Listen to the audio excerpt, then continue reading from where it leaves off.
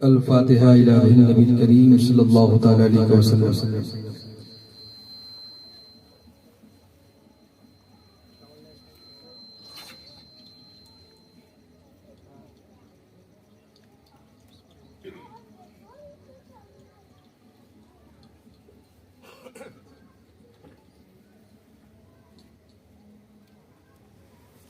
बलगल उला बिकमालिही कशफत दुजा बिजमालिही हसनत जमी व खिसालिही सल्लु अलैहि व आलिहि व सहाबिही व सल्लिमु तस्लीमा।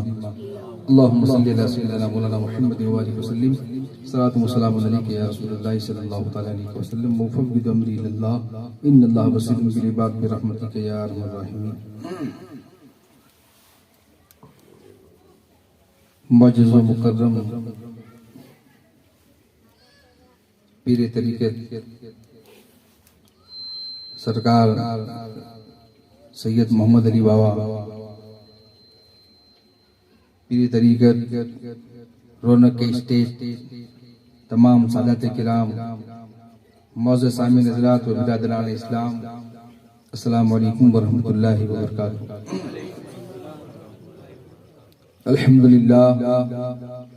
अल्हम्दुलिल्लाहि रब्बिल आलमीन वल आक़िबतु लिल मुत्तक़ीन वस्सलातु वस्सलामु अला रसूलिहिल करीम अम्मा बाद। अऊज़ु बिल्लाहि मिनश शैतानिर रजीम बिस्मिल्लाहिर रहमानिर रहीम। इन्ना अअतैनाकल कौसर फसल्लि लिरब्बिका वन्हर इन्न शानियका हुवल अबतर।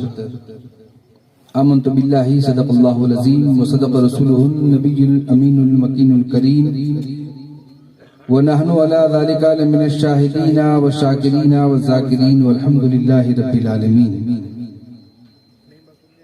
आज की ये मुक़द्दस महफ़िल पीर तरीक़त सरकार सैयद शब्बीर बाबा रहमतुल्लाह अलैह के उर्से के मौके पे हमने सजाई। दुआ करे परवरदिगार आलम अहले बैत अतहार और पंजतन पाक के सदके में हमारे दिलों की तमन्नाओं को पूरी फरमाए और हमारा इस महफिल में आना कबूल फरमाए। और इस महफिल में दामे दिरहम सुखने किसने जो कुछ भी हिस्सा लिया है, परवरदिगार आलम पंजतन पाक अहले बैत अतहार के सदके में सबकी रोज़ी में बरकत अता फरमाए। और वैसे भी जहां अहले बैत की बात आती है, सादात किराम की बात आती है, पंजतन पाक की बात आती है, वहां तादाद पहले से कम चली आती है।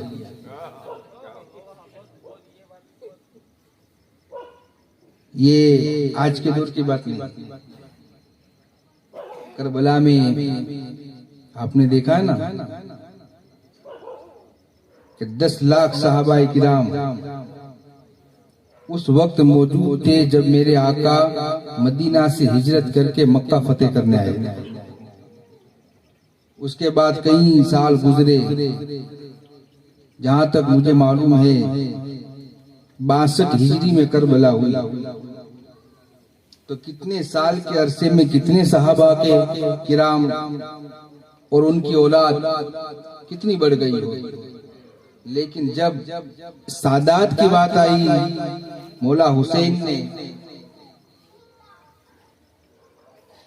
जब यजीद के साथ हक पे रहने के लिए, खुदा की तौहीद बचाने के लिए, नबी के दीन को बचाने के लिए, नबी की शरीयत को बचाने के लिए जब आवाज उठाई, तो आपको इतने सहाबा और उनकी औलाद में से साथ देने वाले 72। तो तारीख पहले से ये अपना मंजर हमें दिखा रही है।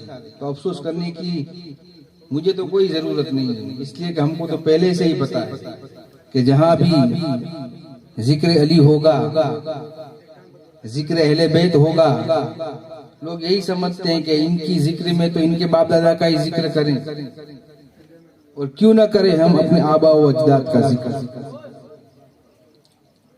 तो आइए जिस आयत करीमा की तिलावत करने का शर्फ हासिल किया उस पर रोशनी डाल। उससे पहले इंतहाई खुलूस अक़ीदत एहतराम और मोहब्बत के साथ गुंबद खजरा की जानिब लो लगाकर उस भीख देने वाले दाता व आका मदनी ताजदार दोनों आलम के मालिक व मुख्तार हम गरीबों के गमगुसार सय्यद अबरार व खियार आकाए नामदार शहंशाह इज़्ज़ वक़ार शफी रोज़े शुमार नूर की आंखों के तारे कश्ती मिल्लत के खैवन हारे कौनैन में सबसे अनोखे और सबसे निराले दाई हलीमा के जिगर पारे सैयदा आमिना की आंखों के तारे रब के दुलारे हुजूर अहमदी मुज्तबा मुहम्मदी अरबी वही फिदा सल्लल्लाहु तआला अलैहि वसल्लम की बारगाह बेकस पनाह में दुरूद पाक का हदिया पेश करें। अल्लाहुम्मा सल्ली अला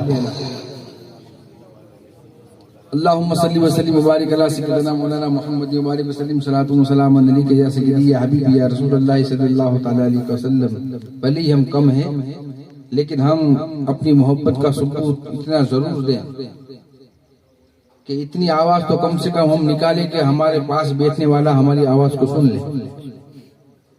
तो नबी और आली नबी की बारगाह में एक मरतबा और दुरूद पाक बोलिए। अल्लाहुम्मा सल्ली अला सय्यदना मौलाना मुहम्मद जद्दुल हसन व हुसैन व अला आलि सय्यदना मौलाना मुहम्मद कमा तुहिब्बु तरदा बिन तुसल्ली अलैहि सलातु व सलाम अलैका या रसूलुल्लाह सल्लल्लाहु तआला अलैहि वसल्लम। हुसूल बरकत के लिए एक मरतबा और मिलकर बावज़ बुलंद दुरूद पाक बोलिए।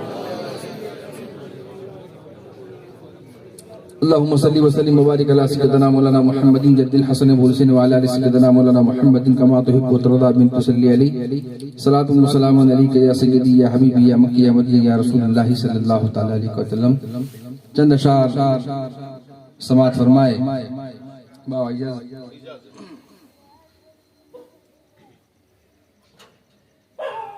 के यासीन स्वाद काफ तो रुतबा उन्हीं का है। मिलके कहो सुभान अल्लाह। आप बोलेंगे तो मैं बोलूंगा कि यासीन स्वाद काफ तो रुतबा उन्हीं का है। आपको पता है यासीन क्या है? आपको पता है स्वाद क्या है? आपको पता है काफ क्या है? ये वो हुरूफ है जिसे हुरूफ मुक़त्तिआत कहा जाता है।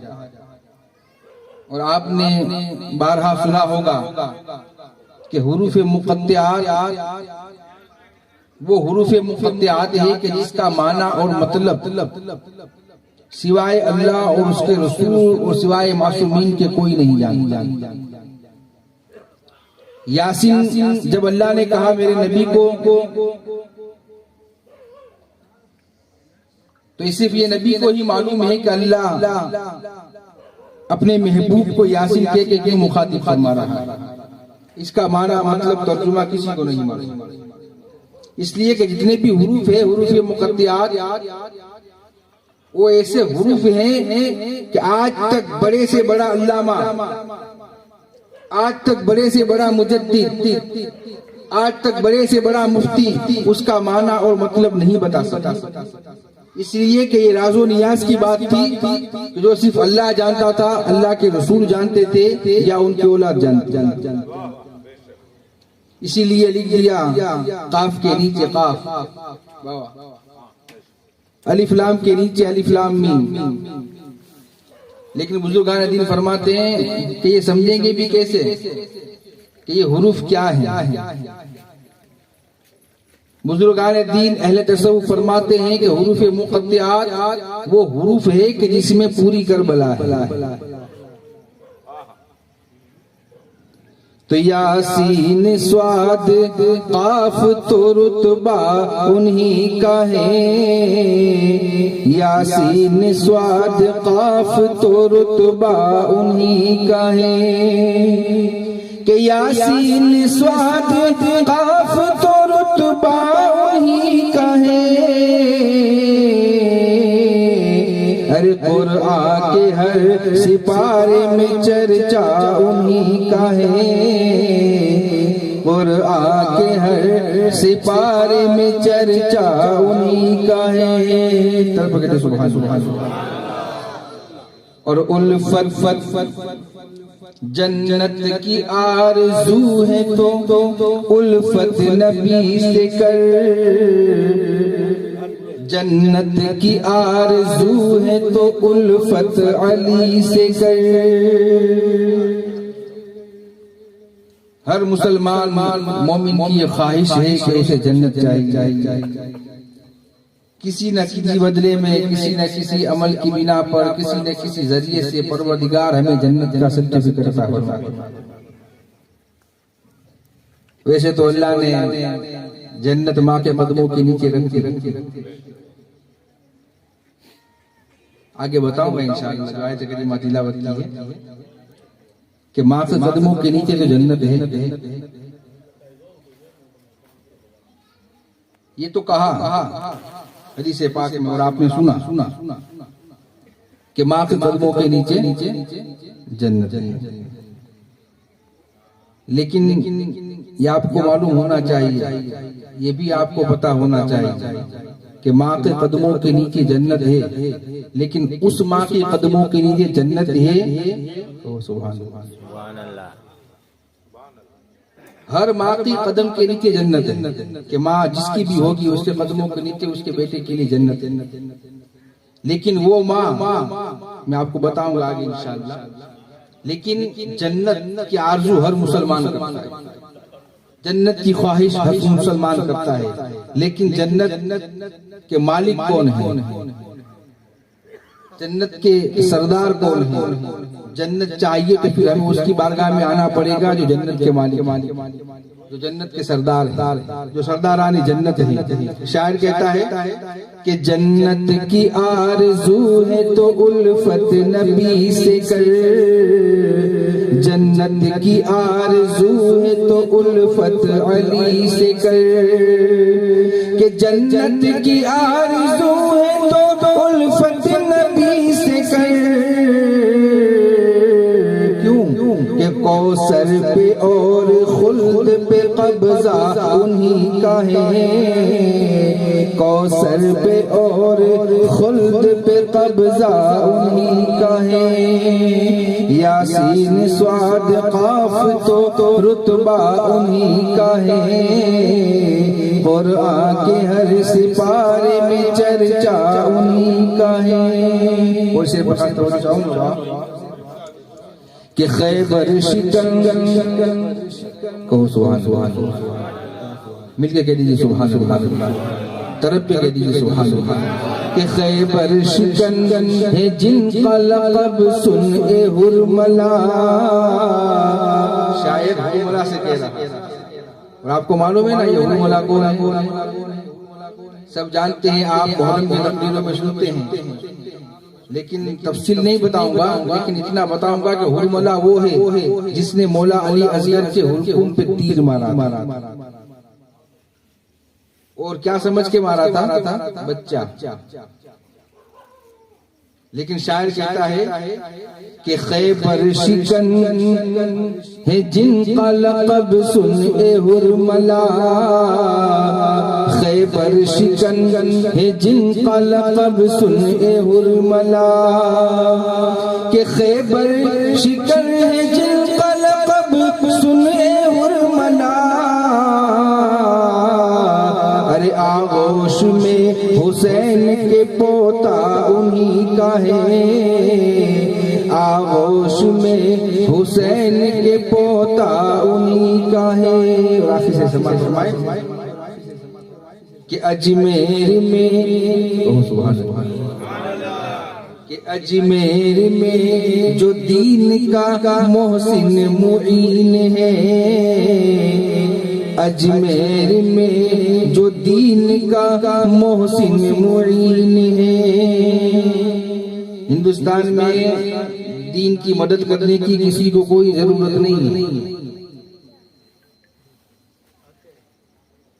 अगर कोई ये कह रहा है कि हम दीन बचाएंगे, हम शरीयत बचाएंगे, हम इस्लाम बचाएंगे, हम दीन की मदद करेंगे, अपनी मदद करो। अल्लामा डॉक्टर इकबाल ने बहुत साल पहले कहा था ना बाबा कि अपने मन में डूब के बाजा सुरागे जिंदगी, अपने मन में डूब के बाजा सुरागे जिंदगी, तू मेरा नहीं बनता नो, तू मेरा नहीं बनता तो न बन, अपना तो बन। और दो रंगी को छोड़ दे एक रंग हो जा। दो रंगी को छोड़ दे एक रंग हो जा, या सरासर मोम हो जा या संग हो जा। दीन की मदद करने की किसी को कोई जरूरत नहीं है, वो मैं अपनी मर्जी से नहीं कह रहा हूं। गरीब नवाज क्या समझते हैं आप? गरीब नवाज की जात, आपका लक़ब ही मोइनुद्दीन है। अरे समझ रहे हो कि नहीं समझ रहे मेरी बात?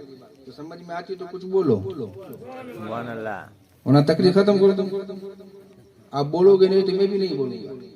मैं बात अगर अलग कर रहा हूं तो बोलो। ये कहने का राइट है कि किसी को दीन की मदद करने की जरूरत नहीं, लेकिन मैं ये कह रहा हूं ना, आपने पहली बार सुना होगा कि बापू ऐसा क्यों कह रहे हैं? दीन की मदद करना कौन सी बुरी बात है? इस्लाम की मदद करना कौन सी बुरी बात है? शरीयत के अहकाम को जिंदा रखना या उसकी मदद करना कौन सी बुरी बात है? लेकिन मैं इसलिए नहीं कह रहा हूं, बल्कि गरीब नवाज, आपका नाम क्या है? मोइनुद्दीन। हमारी दीन की हक्कानियत के दोनों शाहिद हैं। ओ सुभान अल्लाह। हमारा दीन हक है, हमारा दीन सच्चा है, हमारा मजहब सच्चा है, हमारा इस्लाम सच्चा है, हमारा कुरान सच्चा है, हमारा नबी सच्चा है, हमारा रसूल सच्चा है, हमारा खुदा सच्चा है। इसलिए कि हमारी दीन की हक्कानियत के दो ही शाहिद है, मोइनुद्दीन जिलानी, मोहिउद्दीन जिलानी, मोइनुद्दीन अजमेरी। हमें किसी मुल्ला से दीन समझने की जरूरत नहीं, हमें किसी से वजू के मसाइल सीखने की जरूरत नहीं है। हम उसी से वजू के मसाइल सुनेंगे, उसी से नमाज के मसाइल सुनेंगे जो गरीब नवाज से जुड़ा हुआ है, जिसका सर गरीब नवाज की बारगाह में झुकता है, जो गरीब नवाज को दिल से मोइनुद्दीन मान रहा है। इसलिए कि दुनिया का बड़े से बड़ा मुल्ला कितना बड़ा हो जाए, समझो मैं कुछ कह रहा हूँ, कोई कितना भी बड़ा मुफ्ती मुफक्किर मुजद्दिद हो जाए, लेकिन गरीब नवाज को किसी और ने नहीं भेजा हिंदुस्तान में दीन फैलाने के लिए। मोइनुद्दीन बना के खुद मेरे मुस्तफा ने भेजा है, खुद मेरे रसूल ने भेजा है। तो जिसको नबी अपना दीन का मददगार बना के भेजे, उससे बड़ा दीन का मदद करने वाला कौन पैदा हो सकता है?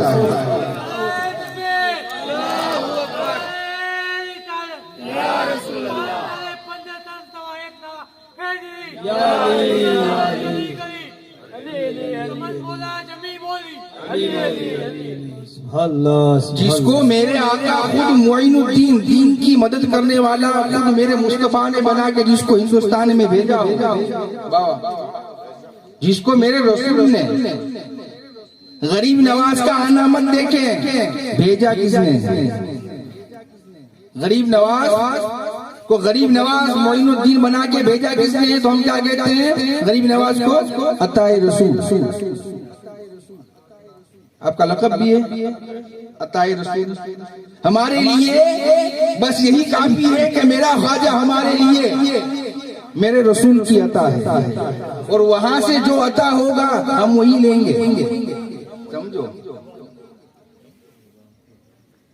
गरीब नवाज मेरे रसूल की क्या है?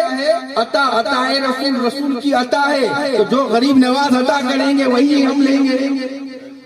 हम किसी और से दीन क्यों लें? किसी और से दीन लेंगे तो वो समझाएगा कि ये दीन सच्चा है। हम जो कह रहे हैं वो हक है, हम जो बता रहे हैं वो सच है। इसलिए कि सरकार ने तो कहा था 72 फिरके निकलेंगे, सब कहेंगे हम हक पर है, हम नमाजी, हम रोजेदार, हम ज़काती, हम अदा करने वाले, हम सच्चे। कोई फिरका अपने आप को झूठ नहीं कहेगा ना, सबको सब अपने आप को हक पर ही मानेंगे। लेकिन हम तो वही बात हक मानेंगे जो मेरे गरीब नवाज ने कही, जो मेरे ख्वाजा ने हमें बताया, हम वही मानेंगे। दीन अस्त हुसैन, दी बना अस्त हुसैन।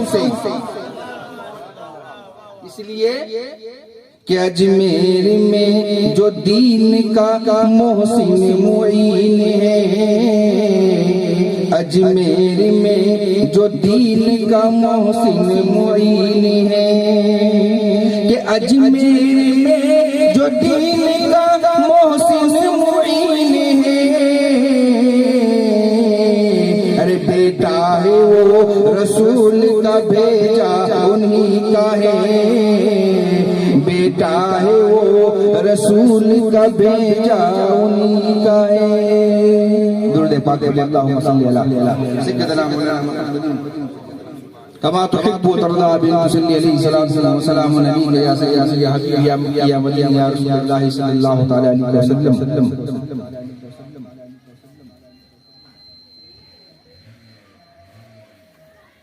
खूब अंधेरों में भटकने से बचा रखा है। आज के दौर के मुताबिक ये शेर कह रहा हूं, रात भी है अंधेरा भी है, लेकिन ये अंधेरा सुबह होते ही खत्म हो जाएगा।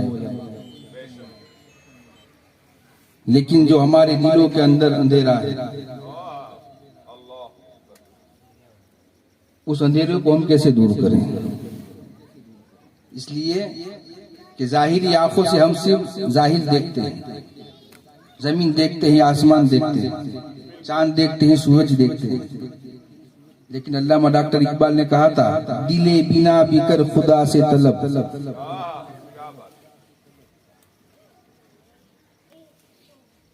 ये हमारी जाहिरी आंखें, दिल की आंख। हम आंखों में रोशनी कम हो जाए डॉक्टर के पास जाते हैं, इलाज कराते हैं, नंबर आते हैं, चश्मा पहनते हैं, लेकिन दिल की बीमारी का इलाज हम कैसे कराएं? दिल की आंखों को, दिल को हम कैसे रोशन करें? इसलिए कि दिल परवरदिगार आलम ने इंसान के जिस्म में ऐसा बनाया है कि बाबा से आपने सुना होगा कि जो सही मायने में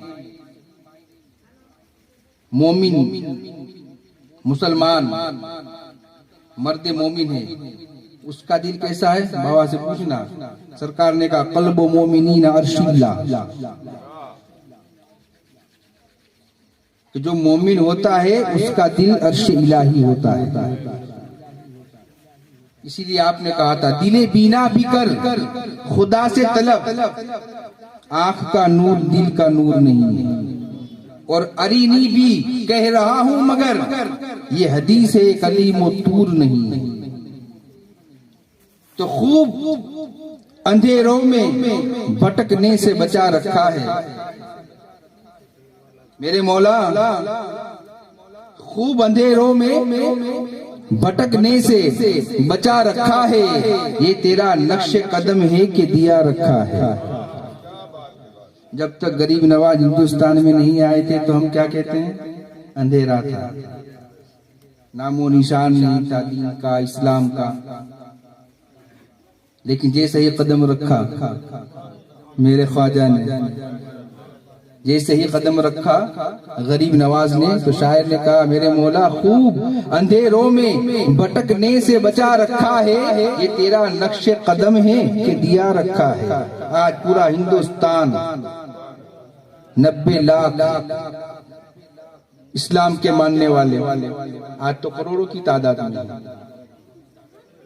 तो खूब अंधेरों में भटकने से बचा रखा है, ये तेरा लक्ष्य कदम है कि दिया रखा है, और खत्म होती ही नहीं मेरे मौला, खत्म होती ही नहीं कभी भी वहदत की मिठास, खत्म होती ही नहीं कभी भी वहदत की मिठास।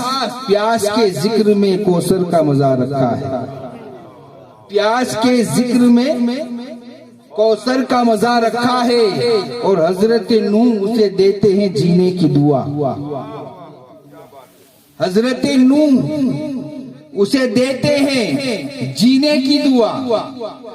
हजरत नूह उसे देते हैं जीने की दुआ कि जिसके घर में कफने करबो बला रखा है, कि जिसके घर में कफने करबो बला रखा है और आसमानों को बिछा दे। कहो सुभान। क्या कह रहा हूं, आप सुन क्या रहे हो? मैं कह रहा हूं मेरे मौला से कि आसमानों को बिछा दे मेरे घर में मौला, आसमानों को बिछा दे मेरे घर में मौला। शबे मेराज की दुल्हा को बुला रखा है, शबे मेराज के दुल्हा को बुला रखा है। और ये अजाने तो नमाजी को जगाती है बिलाल, ये अजाने तो नमाजी को जगाती है बिलाल। मस्जिदों को अली अकबर ने सजा रखा है। ये अजाने तो नमाजी को जगाती है बिलाल, मस्जिदों को अली अकबर ने सजा रखा है। मस्जिदों को अली अकबर ने सजा रखा है। और वो हिजाब हक में चला गया, वो हिजाब हक में चला गया। बलगल उला बे कमाली।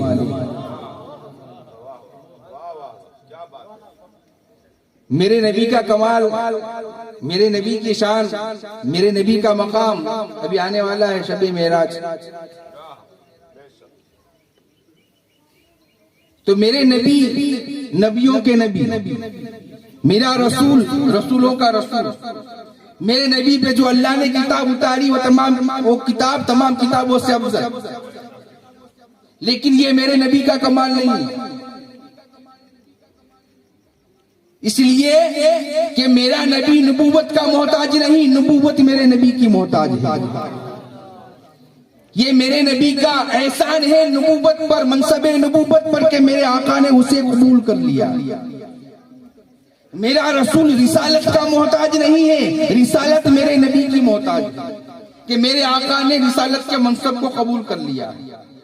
तो रिसालत मेरे नबी का कमाल नहीं, तो मेरे नबी का कमाल क्या है? शायर कहता है वो हिजाब हक में चला गया कि जहां कोई न जा सका, जहां कोई न जा सका वहां मेरा नबी। और हिजाब हक जहां रब, जहां खुदा कोई न जा सका, मेरे नबी गए मेराज में। ये आपने सुना है, पूरी बात नहीं बताऊंगा, आपको मालूम है शबे मेराज का वाक़या आपने सुना है। लेकिन शायर कहता है वो हिजाब हक में चला गया, बलगल उला बे कमाली।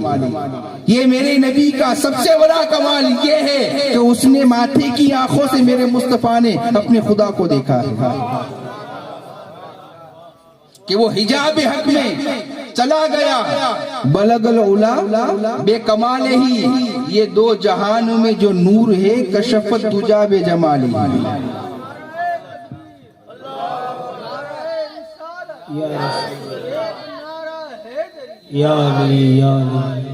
वो हिजाब हक में चला गया, बलगल उलाबे कमाले ही, ये दो जहानों में जो नूर है कशफत दुजा बेजमाले ही। और ये जो किबरिया का कलाम है जिसे हम कहते हैं कुरान, ये जो किबरिया का कलाम है हसूनत जमी व खिसाले ही, ये किसा सले है जो पंजतन सल्लू अलैहि वाले।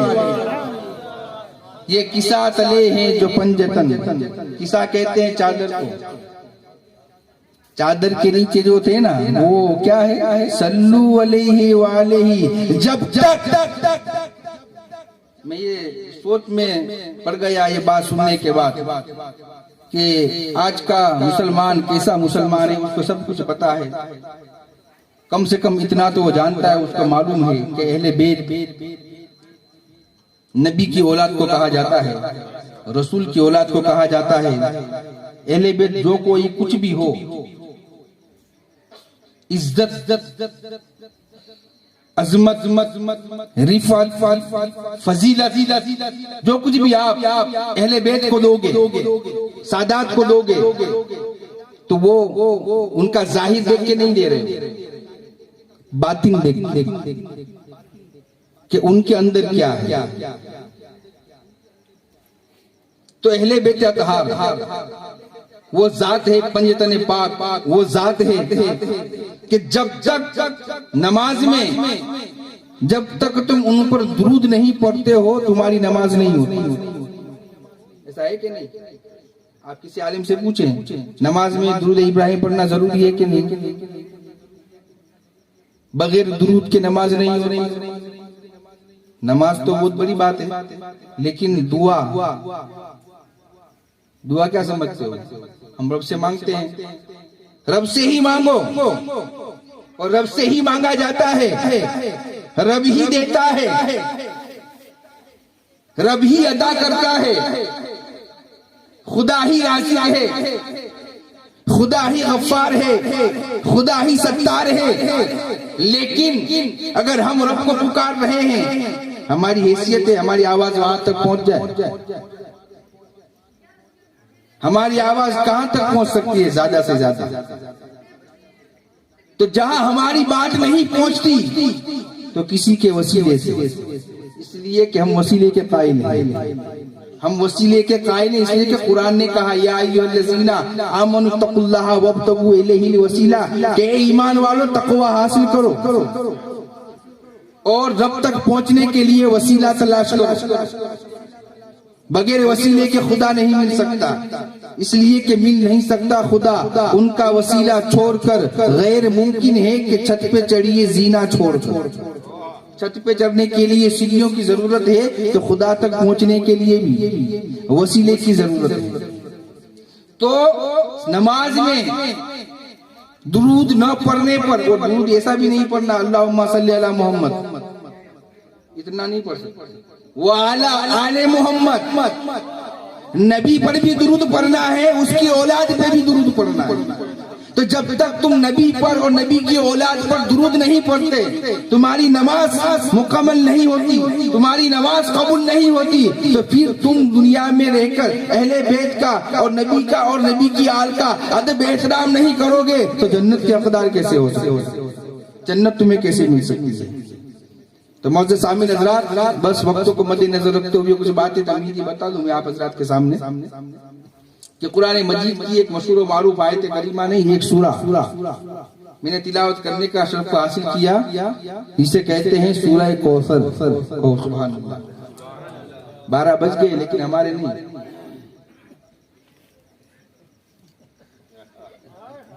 हम तो 12 से ही शुरू होते हैं।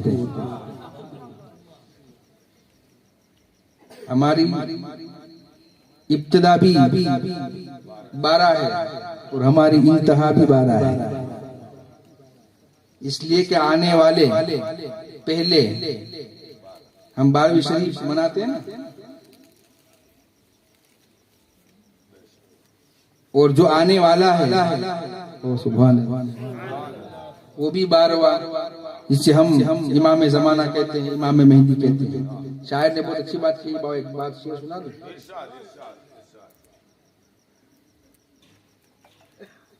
कि रुख से पर्दा न हटाना भी क़यामत,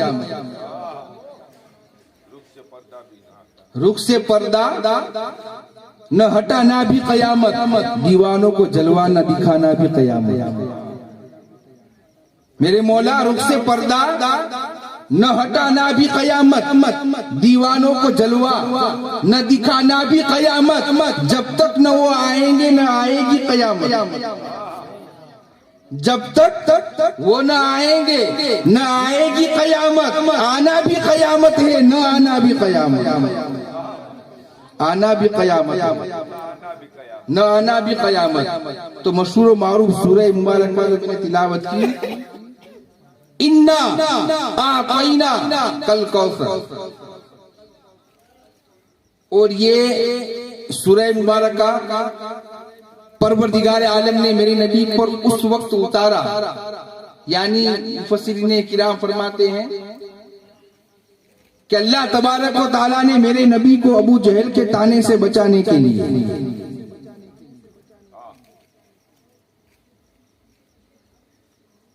उस वक्त जब अबू जहल ने आके मेरे आका से कहा था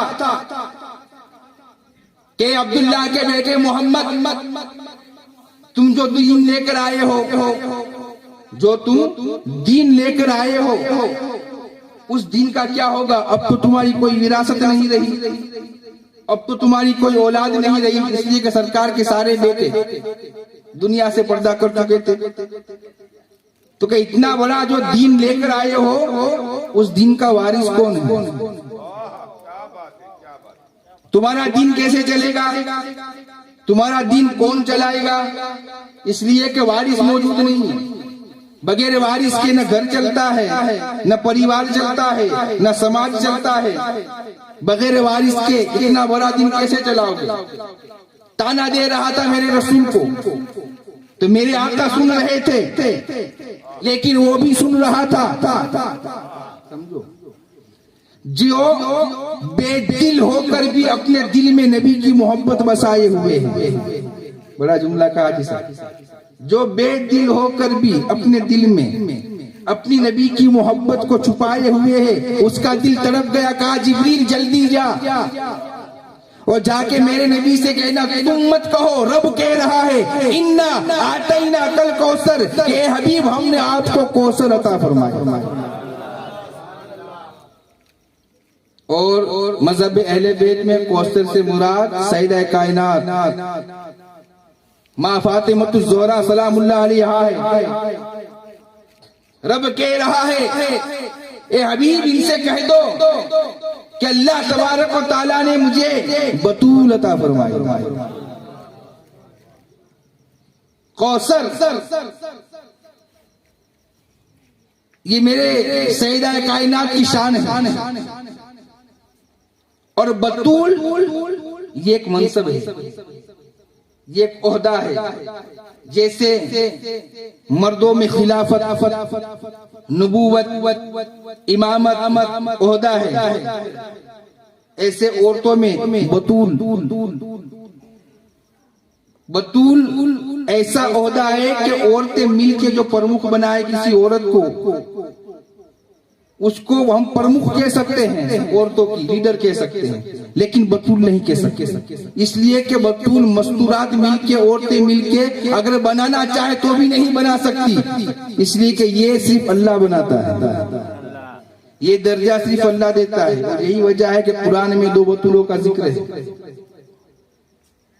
हजरत ईसा आपकी वालिदा माँ मरियम, आपको भी बतूल कहा जाता है, आपका लक़ब भी बतूल है। और सैयदा कायनात माँ फातिमा ज़ोहरा सलामुल्लाह अलैहा, आपका लक़ब भी बतूल है। हमारी दादी माँ फातिमा का लक़ब भी बतूल। माँ मरियम ईसा अलैहिस्सलाम की माँ, आपका लक़ब भी बतूल। लेकिन दोनों को बराबर मत समझना, दोनों बतूलों में जमीन व आसमान का फर्क है। वो बतूले सुगरा है ईसा की माँ, हुसैन की माँ बतूले कुबरा है, ईसा की माँ छोटी बतूल है, हुसैन की माँ बड़ी बतूल है। तवज्जो चाहूंगा, इसलिए कि मरियम का एक बेटा मासूम है, फातिमा के 12 बेटे मासूम हैं। और वक्त आएगा तो पता भी चल जाएगा ना, वक्त तो आने दो हमको। तो अल्लाह ने ये तौफीक दे दी कि हमें अभी से पता चल गया कि हम थोड़ा समझ चुके कि किसका क्या मनसब है, किसका क्या मकाम है। अल्लाह ने हमारे दिल के अंदर ये बात डाल दी, लेकिन वक्त आएगा तो उनको भी पता चल जाएगा, वक्त आएगा तो उनको पता चल जाएगा कि कौन क्या है, कि जो मैं कह रहा हूं वो सही है कि नहीं। वक्त आएगा तो उन्हें पता चल जाएगा कि मरियम का बेटा भी आएगा और फातिमा का बेटा भी आएगा। जब दोनों जमा होंगे, जब दोनों जमा होंगे तो उस वक्त नमाज का वक्त होगा। क्या होगा? नमाज का वक्त होगा। जब नमाज का वक्त होगा तो सैयदा कायनात माँ फातिमा ज़ोहरा सलामुल्लाह अलैहा के बेटे आपकी औलाद इमाम ज़माना इमाम मेहदी ईसा अलैहिस्सलाम का अदब करते हुए उनसे कहेंगे कि आप नमाज पढ़ाएं, आप नमाज पढ़ाएं, आप नमाज पढ़ाएं। तो जवाब में ईसा अलैहिस्सलाम कहेंगे, ओह सुभान अल्लाह, इतनी बड़ी बात बता रहा हूं, कम से कम इस बात पे तो बोलो कि ईसा अलैहिस्सलाम से कहेंगे इमाम मेहदी क्या आप नमाज पढ़ाएं। लेकिन ईसा अलैहिस्सलाम कहेंगे कि मेरी क्या औकात है, मेरी क्या हैसियत कि मैं फातिमा के बेटे को नमाज पढ़ा, आप नमाज पढ़ा। आज कोई सादा उसी फातिमा के औलाद मस्जिद में चली जाए और नमाज कोई पढ़ा रहा हो, पता भी हो कि बापू हैं, सादात हैं, इल्म भी रखते हैं, हिल्म भी रखते हैं, अमल भी करते हैं, सब तरह से पाबंद है, लेकिन उनसे नहीं कहेंगे आप नमाज पढ़ाएं। तो ईसा अपने वक्त के नबी रह चुके, आज भी नबी है, जिंदा है, हयात है। वो कहेंगे इमाम ज़माना से, इमाम आप नमाज पढ़ाएं, मेरी क्या हैसियत कि मैं आपको नमाज, मैं आपके पीछे नमाज पढ़ूंगा। और ईसा सजदा करके बताएंगे कि जिसका आखिरी बेटा जिसका आखिरी बेटा ईसा उसके पीछे नमाज पढ़ रहे हैं, तो फिर मेरे मौला अली की शान क्या होगा, फिर मेरे मौला अली का मकाम क्या होगा, फिर मेरे मौला का रुतबा क्या होगा। तो कयामत के दिन पता चलेगा कि कौन कितने बड़े मकाम पर फाइज है, कौन कितने बड़े मनसब पर फाइज है। तो अहले बैत को अहले बैत रहने दो, घर वालों को घर वाले रहने दो, दर वालों को दर वाला रहने दो, मिलाओ मत। और सादात को अल्लाह ने वो मकाम और वो मनसब और रुतबा अल्लाह ने अता फरमाया है, किसी मुल्ला ने अता नहीं फरमाया। अल्लाह ने अहले बैत के घराने में इनको पैदा किया अपनी मर्जी से, कोई अपनी मर्जी से सादात के घर में पैदा नहीं हो सकता। अहले बैत बनने के लिए कोई कारखाना नहीं है, कोई फैक्ट्री नहीं है, कोई मदरसा नहीं है, कोई दारुल उलूम नहीं है। अल्लाह अपनी मर्जी से अहले बैत घराने में अहले बैत को पैदा फरमाता है, तो उसकी ताजीम भी वाजिब करार दी गई ना। इसीलिए तो अहले बैत का अदब करना, ताजीम करना वाजिब है, वाजिब में शुमार है। अपने वक्त का कोई कितना बड़ा वली कामिल भी हो, लेकिन अगर सैयद नहीं है तो उस पे भी ये वाजिब है कि वो सैयद के बच्चे का भी अदब करे, अहले बैत का अदब करे। इसलिए कि उस वली को भी विलायत अगर मिली है तो उसके दादा अली से मिली है। विलायत का मालिक मेरे दादा मौला अली, सादातों के बाप दादा। इस्लाम हमारे घर से निकला, शरीयत हमारे घर से निकली, तकवा हमारे घर से निकला, परहेजगारी हमारे घर से निकली, शरीयत इन सब कुछ हमारे ही घर से निकला। और हमें ही समझा रहे हैं, हमें ही बता रहे हैं इतनी दाढ़ी रखनी चाहिए, इतनी नहीं रखनी चाहिए, इतना पाजामा पहनना चाहिए, इतना पाजामा नहीं पहनना चाहिए, ये महीने में ये करना चाहिए, ये महीने में ये करना चाहिए, ये तारीख को न्याज दिलानी चाहिए, ये तारीख को न्याज दिलानी चाहिए। हमें सिखा रहा है। घर वालों को दीन मत समझाओ, दीन समझाना है तो उनको समझाओ जो बेदीन है।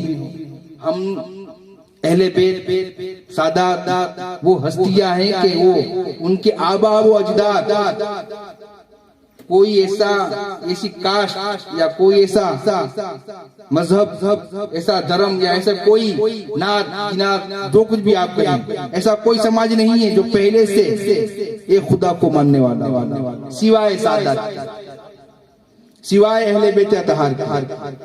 तो आप अंदाजा लगाए ना, अल्लाह ने ये मकाम उनको अल्लाह ने अता फरमाया है, तो जिसको अल्लाह मकाम अता फरमाए हम उसकी मानेंगे कि मुल्ला की मानेंगे।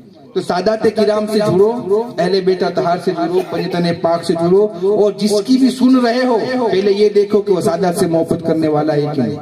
जिस फिरके से भी जुड़ रहे हो पहले ये देखो कि वो अहले बैत का मदद करने वाला है कि नहीं। और आज का दौर तो ऐसा दौर है, वक्त को मद्देनजर रखते हुए, कि सहाबा किराम के जमाने में ये मसला था, सरकार के जमाने में, कि सहाबा किराम को कुछ भी तकलीफ होती थी, कुछ भी मसला दरपेश होता था तो वो सरकार से आके कहते थे, इसलिए कि मेरे सरकार मौजूद थे। आज भी मेरे आका मौजूद है, लेकिन जाहिर हम देख नहीं सकते, लेकिन हमारी महफिल में भी हमारे आका मौजूद है। ये हमारा ईमान है और हमारा अकीदा है। लेकिन जब सहाबाए किराम सरकार के जमाने में मौजूद थे, कुछ भी मसला पेश होता था तो सरकार से आके पूछते थे। तो उस दौर में भी ऐसा मसला उठा था जो आज के दौर में चल रहा है। सब समझा रहे हैं, हम जो कह रहे हैं वो हक, हम जो कह रहे हैं वो सच, हम तुम्हें पक्का मुसलमान बनाएंगे।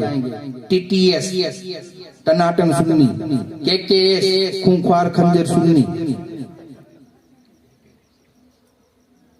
टनाटन सुन्नी बनना है तो हमारे साथ आ जाओ, KK सुन्नी बनना है तो हमारे साथ आ जाओ, हम पक्का मुसलमान बनाएंगे, पक्का मोमिन बनाएंगे। तो सहाबाए किराम के दौर में भी ऐसा मामला था कि सहाबाए किराम ने जाके सरकार से कहा, सरकार यहाँ सब मुसलमान होने का दावा कर रहे हैं, लेकिन कुछ ऐसे भी है कि जो जिन्होंने सिर्फ जबान से कलमा पढ़ा, दिल से कलमा नहीं पढ़ा, जिसे हम कहते हैं मुनाफिक। यानी सिर्फ जबान से कलमा, जबानी ला इलाहा, जबानी दुरूद, जबानी तिलावत, दिल से कुछ नहीं। और यही वजह है कि मेरे आका ने 1400 साल पहले कहा था कि जब आखिरी दौर आएगा तो आखिरी दौर ऐसा दौर आएगा कि कुरान सिर्फ उनकी जबानों पर होगा, हल्क के नीचे से उनके कुरान नहीं उतरेगा। सिर्फ जबानी तिलावतें करेंगे, जबानी क़िरात करेंगे, जबानी अच्छी अच्छी आवाजें निकालेंगे, खुश इल्हान आवाज निकालेंगे, लेकिन उनके दिल के अंदर कुरान नहीं उतरेगा। तो उस वक्त भी ऐसा माहौल था। तो सरकार से आके पूछा कि हमको पता नहीं चलता कि हमारे साथ जो बैठने वाला है वो हमारा भाई है कि नहीं, उसने दिल से कलमा पढ़ा है कि नहीं। तो सरकार हम कैसे पहचाने? आपको तो मालूम है सरकार ने क्या कहा था, जिक्र अली की नहीं बात, जिक्र अली की, अली का जिक्र करो। अगर तुम्हें जानना है मुसलमान है कि नहीं, मोमिन है कि नहीं, तो उसके सामने मेरे अली का जिक्र करो।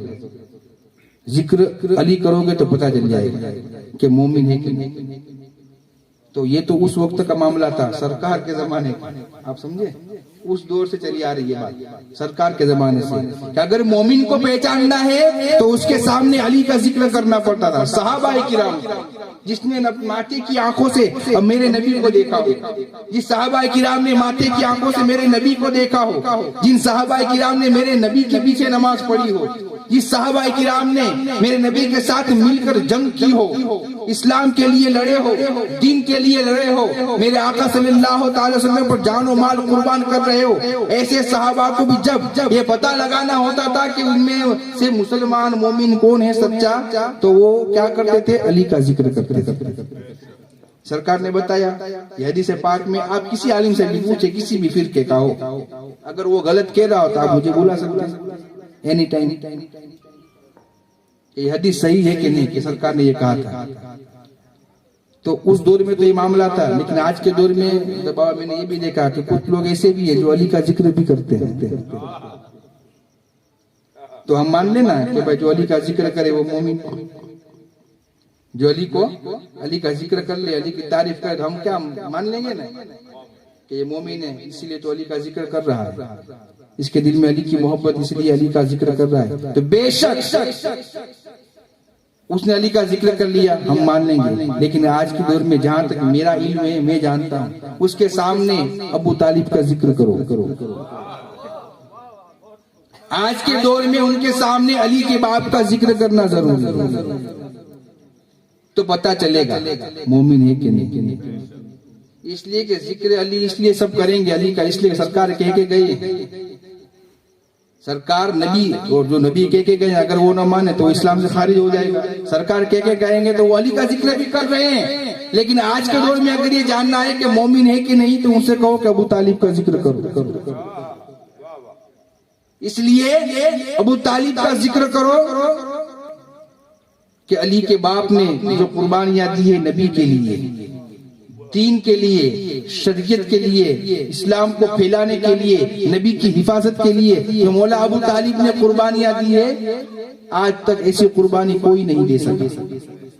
आज के दौर में पहले ये देख दहर का सुल्तान कौन है, पहले ये देख दहर का सुल्तान कौन है, फिर देख उस पे किसके है एहसान कौन है।